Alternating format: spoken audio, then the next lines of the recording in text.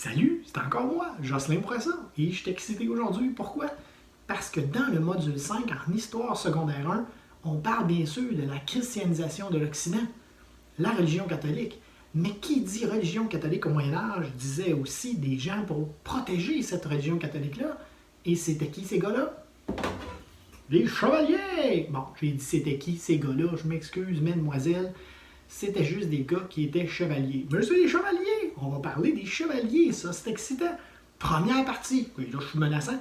Première partie, on va parler du chevalier. Qui était le chevalier? Qu'est-ce qu'il devait faire de son tout jeune âge jusqu'à l'âge adulte pour devenir chevalier? C'est ce qu'on va voir. Et ça va être le fun. Alors, comme on l'a déjà vu, les membres du clergé et les dirigeants des royaumes étaient étroitement liés ensemble. Cependant, les deux groupes avaient besoin l'un de l'autre et ils avaient surtout besoin de chevaliers pour leur protection. Les chevaliers au Moyen Âge étaient souvent de descendance noble.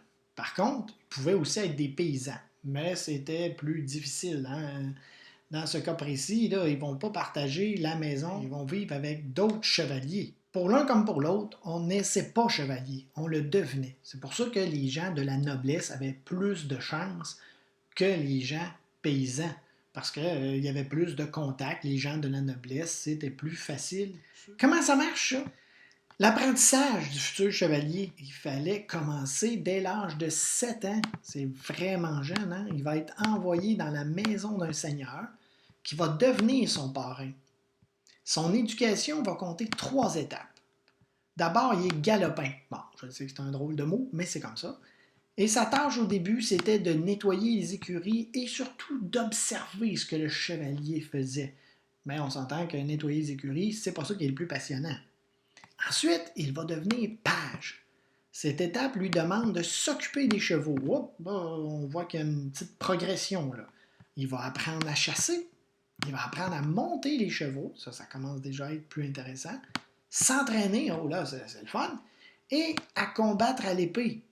Il avait commencé à 7 ans, ici il est rendu environ vers 11, 10, 11, 12 ans, lorsque le seigneur, le chevalier, jugeait qu'il était prêt. La dernière étape, lorsqu'il arrive vers 14 ans, il va être écuyer.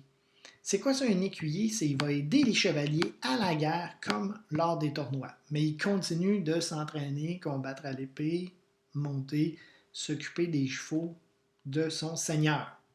L'adoubement. L'adoubement va avoir lieu environ, c'est toujours des environs, c'est toujours quand le seigneur le croyait prêt, mais c'est à peu près ces âges-là. 4 ans après le début en tant qu'écuyer. Donc, vers 18 ans. C'est spécial en tabarouette. Il va commencer à être écuyer en 14 ans et à peu près vers 18. Des fois, ça pouvait être 17. Des fois, ça pouvait être 20 ans. Tout dépendant aussi de comment on avait besoin de chevaliers si on était en guerre souvent. Alors, ce qu'on va dire, il est prêt. On va donc procéder à l'adoubement. C'est pas une faute, c'est pas l'adoublement, là, ça s'écrit vraiment comme ça, c'est l'adoubement. La veille de la cérémonie, le chevalier, vêtu de blanc, va passer sa nuit à prier. Il n'a pas le droit de manger, pas le droit de boire. C'est un jeûne d'une nuit complète où il doit être éveillé et prier parce qu'on le dit, la christianisation de l'Occident, les gens sont très catholiques. Alors, il va prier pour avoir vraiment la bonté, la force nécessaire dans le but d'être un futur chevalier. Le lendemain, là, imaginez, lui, il n'a pas dormi de la nuit, il est fatigué comme ça se peut pas. Il doit assister à une cérémonie religieuse. Et là, qu'est-ce qui arrive dans la cérémonie, vers la fin?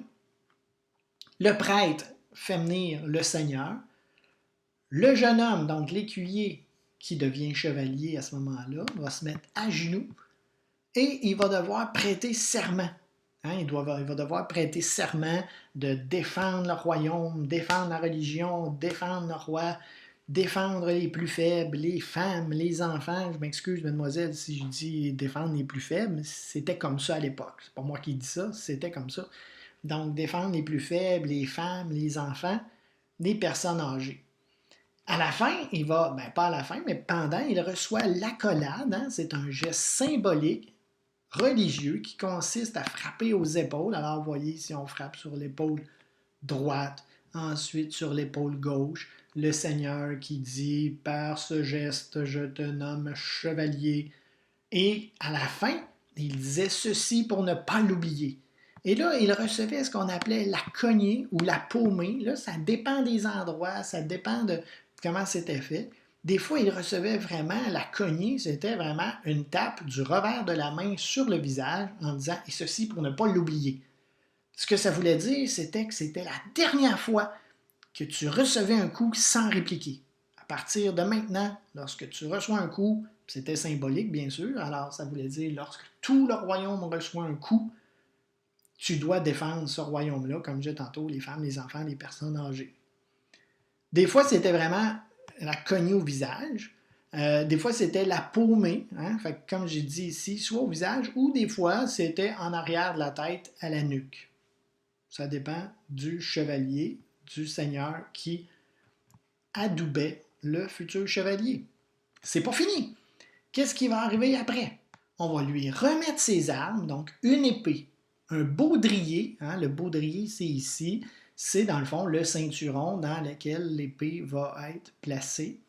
Les éperons, alors l'éperon, ça c'est, on va accrocher ça en arrière de la botte. La petite roulette ici, c'est pour frapper avec le talon, hein, frapper dans le flanc du cheval pour faire accélérer le cheval. Ça a l'air, on va dire, oh, là, les amis des animaux, mais ça faisait pas mal au cheval, là, c'était juste un petit signal, là, puis c'était symbolique pour avancer.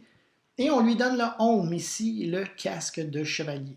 Après avoir reçu ses accessoires, si on veut, dont l'épée, le nouveau chevalier sortait de l'église, enfourchait son cheval et il se dirigeait, épée à la main, vers une quintaine. C'est quoi une quintaine? C'est une silhouette accrochée au bout de l'allée, comme ça ici. Il frappait la quintaine, frappait ici sur le bouclier, fait que là, ici, la silhouette, le mannequin, si on veut, là, va pivoter sur lui-même, il va virer de bord, il va lever sa lance dans les airs ou son épée. La foule est en délire parce que là, c'est le symbole officiel qu'il est maintenant un chevalier. Il revient et là va avoir lieu un banquet énorme qui va suivre pour célébrer justement l'arrivée, ici il y a une petite faute, là. L'arrivée, on va corriger ça, l'arrivée d'un nouveau chevalier dans la grande famille de la noblesse. À partir du 12e siècle, donc les années 1100, les chevaliers avaient un code d'honneur. Ils devaient protéger les personnes âgées, les enfants et bien sûr les femmes. Lorsqu'ils devaient charmer une demoiselle, c'est ce qu'on appelait l'amour courtois. Deuxième partie qu'on va voir, c'est l'armure du chevalier. La cotte de maille, l'armure, waouh! Manquez pas ça, on y va tout de suite.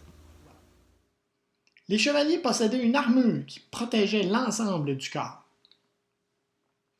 Tellement que les coups donnés par les assaillants pouvaient être mortels. Les chevaliers devaient être protégés au maximum. On a la cotte de maille, donc ici le aubergeon. Hein, la différence entre le aubergeon et le haubert, c'est que celui-ci arrête à la taille alors que celui-ci arrête aux cuisses, donc presque aux genoux. Le camail ici, qui est dans le fond une cagoule, où on voit ici les yeux, et le gorgerin ici, dans le fond, c'est un protège-cou. Les hommes étaient tellement équipés que le but de l'assaillant n'était plus de tuer du premier coup, ça ne marchait pas. Hein? Fait que ce qui décidait, c'était on va frapper tellement fort, on va essayer de l'assommer pour ensuite être capable de l'achever lorsqu'il va être assommé. On lui lève son casque, son aume ou tête de crapaud qu'on va voir, et on va être capable de le tuer. Alors, c'était un peu barbare, là, finalement, mais le but, des fois c'était pas nécessaire. On le tuait pas non plus, c'est spécial. Hein? Des fois, on le frappait, et après ça, on partait, puis il était assommé. On venait de gagner la guerre, alors tout allait bien. Alors, on a ici, à la tête, un aume, ou on appelait ça une tête de crapaud. Le gorgerin, ici, qui va protéger le cou. Les épaulettes, donc spalières. Le plastron. La cubitière au coude, les gantelets, les cuisseaux, on voit ici là, la cotte de maille qui est sous, les jambières, les solerets, ici ça n'allait pas très bien pour marcher, mais c'était très utile. Vous allez dire pourquoi? Parce que si on frappe un coup ici au pied, mais ça fait tellement mal, on s'est tous déjà cogné un orteil à un moment donné, hein? Alors imaginez si l'assaillant, si l'ennemi vient frapper avec une masse ou avec une hache même sur le pied, ça va faire excessivement mal. Donc, on protégeait au complet l'homme. C'était tellement lourd qu'il fallait que quelqu'un l'aide à embarquer sur son cheval. Troisième partie, c'est quoi? C'est les casques ainsi que les armes. Bien sûr, il va y avoir des épées, mais il va y avoir plein d'autres choses aussi. Plein d'armes qui étaient utilisées par les chevaliers au Moyen Âge. Ah, que je me peux! Les casques, hein? On a plusieurs casques. Celui-là ici, on l'appelait le saladier. C'est un saladier, parce qu'on pouvait aussi s'en servir pour manger. On l'enlevait, on était sur le bord d'un cours d'eau, on nettoyait, on le revirait de bord et on mettait la nourriture dedans. C'est spécial. Ensuite, le casque nasal. Ici, on a le casque et la languette ici va descendre sur le nez. Si on reçoit un coup, hein, peut-être qu'il y en a qui ont déjà reçu un coup sur le nez, des fois ça fait tellement mal tes yeux. Tu ne vas pas nécessairement saigner du nez, tu ne vas pas nécessairement avoir le nez cassé, mais des fois ça fait tellement mal, tes yeux pleurent. C'était pour protéger le nez ici. Comme on disait tantôt, hein, quand on parlait pas ça. Quand on parlait du casque du chevalier, donc tête de crapaud, ici, vous voyez, ça a l'air d'une tête de crapaud, c'est pour ça. Et cette partie-là ici va lever. On a ici là, les petites vis, alors on va pouvoir lever ça et on peut voir après. Quand on baisse, on voit ici juste les yeux qui sont là. Fait que c'est une protection maximale comparativement au casque nasal qui protège juste le nez. Le casque ici, le saladier, ne protège pas grand-chose. Hein? Et ici, on a le home. C'est celui-là qui était le plus utilisé. Bon, celui-là, il est un peu arrondi. Des fois, il y en avait des plus carrés. Alors, on a les yeux ici aussi, qui vraiment, là, c'est un petit espace. Donc, on ne recevra pas d'éclat ou presque pas si jamais on a une épée là, qui est cassée. Ici, on peut respirer. Alors que celui-là, on respire un peu moins bien, on s'entend.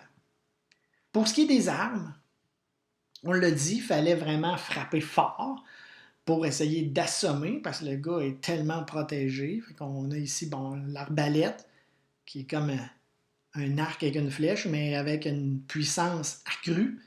Ici, vous voyez, c'est ce qu'on appelle le fléau.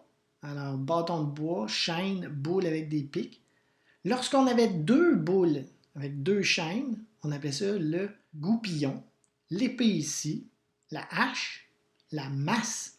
Alors la hache pouvait servir à frapper le gars, mais aussi à être capable de défoncer les immenses portes de bois lorsqu'on était capable de pénétrer dans le château. La masse aussi, frapper l'homme, mais aussi défoncer des portes.